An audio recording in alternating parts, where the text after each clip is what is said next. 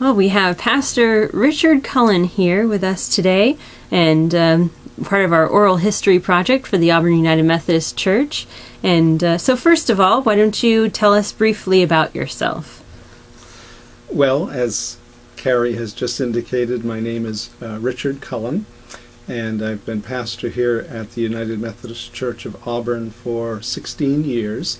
Prior to that, I had served as pastor of the Faith United Methodist Church in Chicopee, Massachusetts for 6 years, and prior to that for 5 years at the Blackstone Valley Cooperative Parish in central Massachusetts. I'm originally from Rhode Island, so that's the end of New England that I came from. Came here to Maine 16 years ago, a little bit, not by choice necessarily. We'll say more about that later as well. I'm a graduate of Boston University School of Theology, but also have a master's degree from Westminster Theological Seminary in Philadelphia, and my bachelor's degree from Barrington College, which is in Rhode Island. I'm married to Lauren, and we've been married for almost 31 years, and we have 4 children, all boys, and they have grown up here in the church to one extent or another, the youngest 2 having more time here, and the oldest 2 less time, since they've been away for the better part of the last 10 years or so. But all of them have had some time here in the church. Well, why don't you share a little bit with us about your faith journey and your call to ministry? Well, I was raised in the Roman Catholic Church, and that was really where my foundation in the Christian faith was established. I was baptized when I was about a month old. Had made my first communion, something that is a little bit foreign to Methodists, when I was 6 years old, and confirmed when I was in the 6th grade at about age 11. But when I was 17 years old, I was invited to a Protestant church, an Advent Christian church, and it was there that I became a little more intentional about my faith, and it was really from that time that I feel that I began to sense a call from God to serve God in some way, although I really didn't have any idea at that time what that would look like. I did go to college to study biblical studies, and then on to seminary, having various job experiences along the way that in many ways have helped me to be a better pastor. It was when I was in my mid-20s that I really began to feel called to parish ministry, to be a pastor, and that really came about through encouragement from others who had experienced my ministry and preaching and felt that that was something that I really should look into. And I'm glad they encouraged me in that way, because it surely has proven to be a wonderful journey, and I'm grateful to have been on this journey for a long time, both in terms of being a Christian, but also in terms of being a pastor for just over, the end of this month will mark the end of my 27th year as a pastor.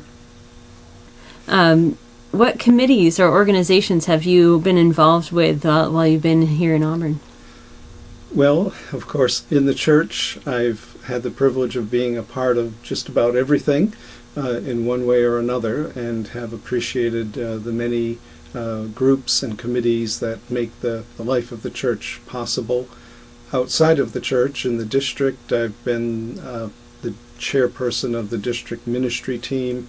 I've been on the district committee on ministry, and prior to that time was also chairperson of the superintendency committee, sort of the SPRC for the district superintendent.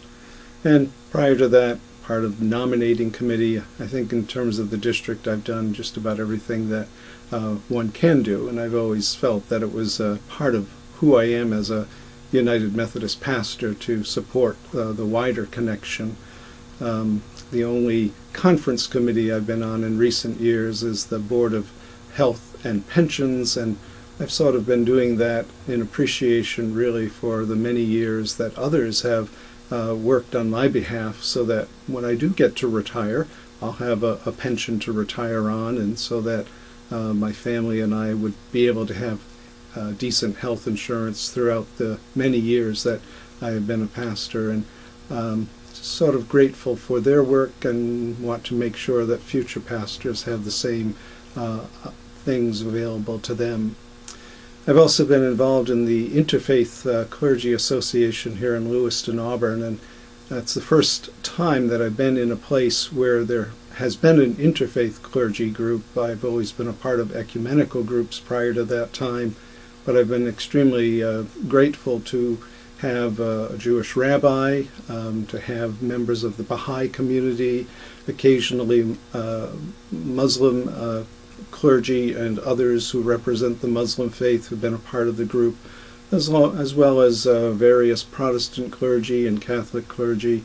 And it's been a wonderful experience to be a part of that group, and together we've done some things to hopefully smooth things out here in the Twin Cities as we've lived and worked together as clergy and communities of faith. What was it like for you when you first came here? Well, as I alluded earlier, coming to the United Methodist Church of Auburn was not something that I or my family were really looking forward to in 1996 when I was asked to come.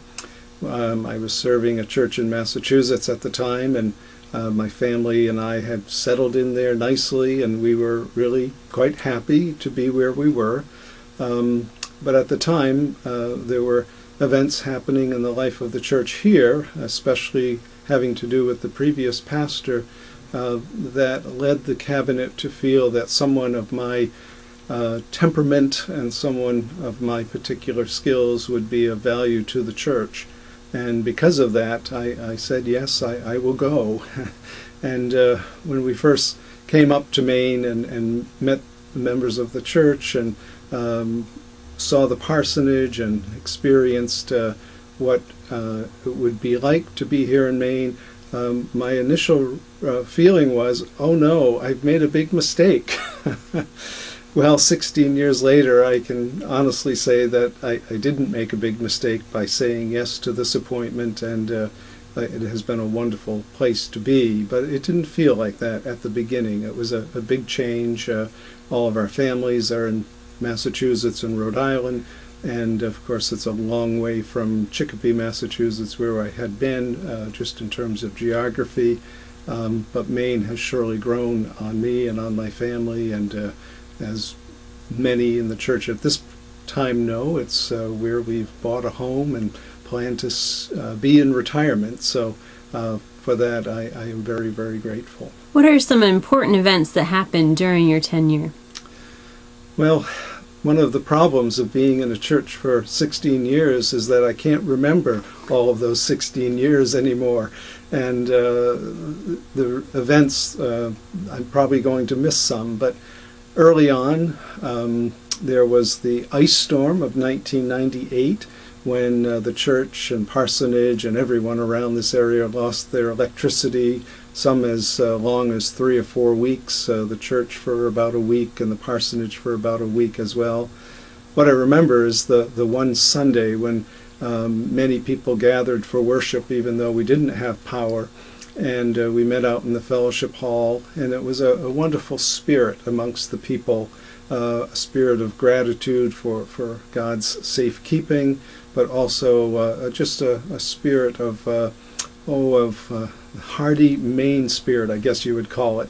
People who were thrilled to be able to come out and worship God together in a setting that didn't have all of the safety and security that we were used to, but it was just good to be here. And I'll remember that worship service probably for the rest of my life. Early on, also, the church built a new parsonage for us, and that was very significant.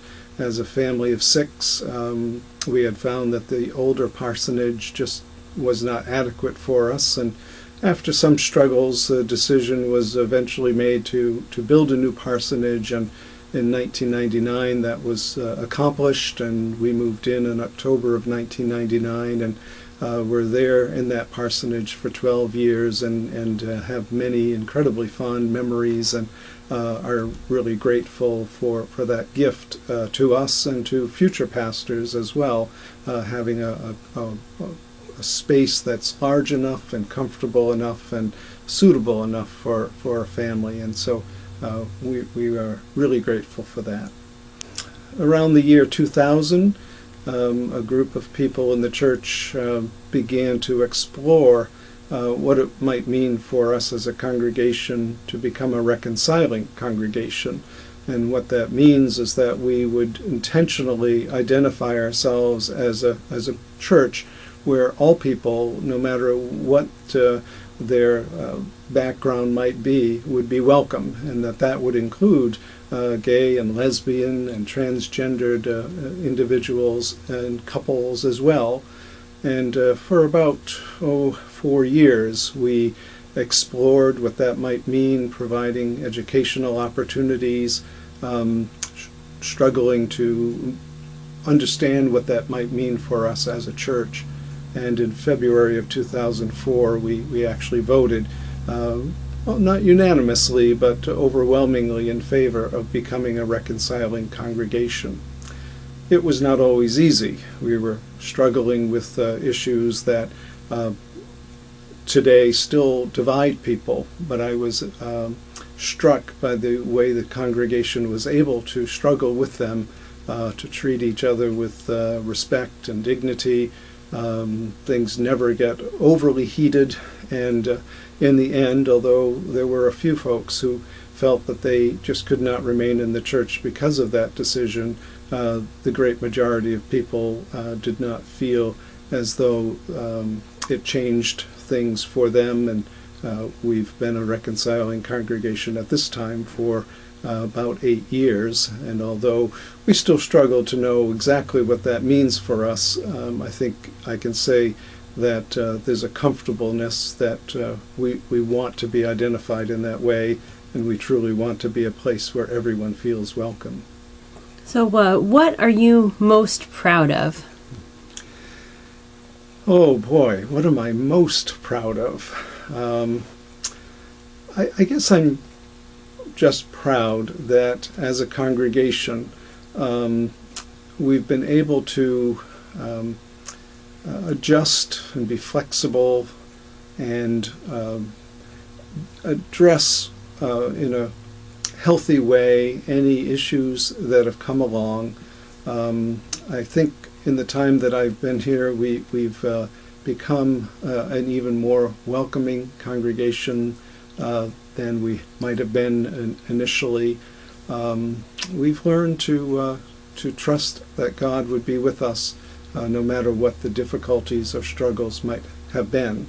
And there have been struggles. We've had financial struggles over the years that we've had to address. We've had struggles when staff members have not worked out as well as we might have liked, struggles with disagreements around different issues, but overall the congregation has pulled together and continued to move forward, trusting God each step of the way. And I think just the resiliency of the congregation is something that I'm really proud of and grateful for, just who we have become as a church.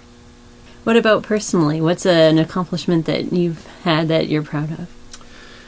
Well, I've thought a lot about the most significant things that have taken place in the life of the church over the years, and I'd have to say that the decision to buy pew cushions is probably the most significant thing that has happened.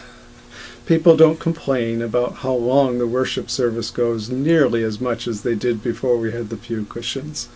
No, joking aside, that was important, but it's not the most important thing.